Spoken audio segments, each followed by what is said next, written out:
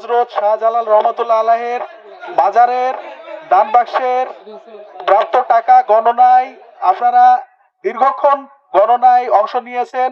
আপনাদেরকে অসংখ্য ধন্যবাদ জানাচ্ছি। জেলা প্রশাসক মহোদয়ের নির্দেশ ক্রমে আমি এখানে আজকে যে টাকা পাওয়া গিয়েছে, প্রাপ্ত হয়েছি আমরা, এটা আমি ওনার নির্দেশ ক্রমে আমি ঘোষণা করছি।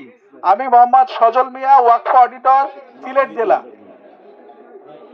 আমরা মাননীয় জেলা প্রশাসক মহোদয়ের নির্দেশ ক্রমে একটি কমিটির মাধ্যমে আমরা এটা দান বাক্স সিলগালা করি। আমরা এখানে গত 18/6/26 তারিখে বিকাল 4টা নাগাদ আমরা এখানে সিলগালা করি কমিটির সদস্যবৃন্দ।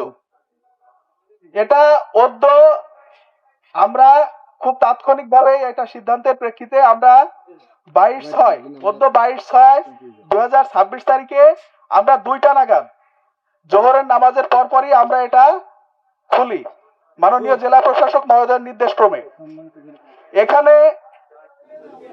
এখানে আমাদের প্রিন্ট মিডিয়ার ভাইয়েরা উপস্থিত ছিলেন, সিলেটের আপামর জনসাধারণ উপস্থিত ছিলেন, অতিরিক্ত জেলা ম্যাজিস্ট্রেট বৃন্দ ছিলেন, এখানে আমাদের সিলেট কালেক্টরেটের সকল ম্যাজিস্ট্রেট বৃন্দ, নির্বাহী ম্যাজিস্ট্রেট বৃন্দ, কর্মকর্তা কর্মচারীরা উপস্থিত ছিলেন।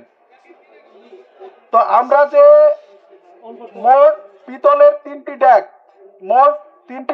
ড্যাগ এটা আমরা সিলগালা করেছিলাম।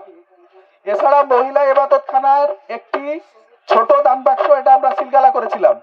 এই 4টি আমরা সিলগালা করেছিলাম। এছাড়া আমরা জেলা প্রশাসনের তরফ থেকে আমরা 4টি এক্সট্রা দান বাক্স স্থাপন করেছিলাম। এই টোটাল 8টি দান বাক্স আমরা আজকে ডাবল লক করা অবস্থায় আমরা খুলি।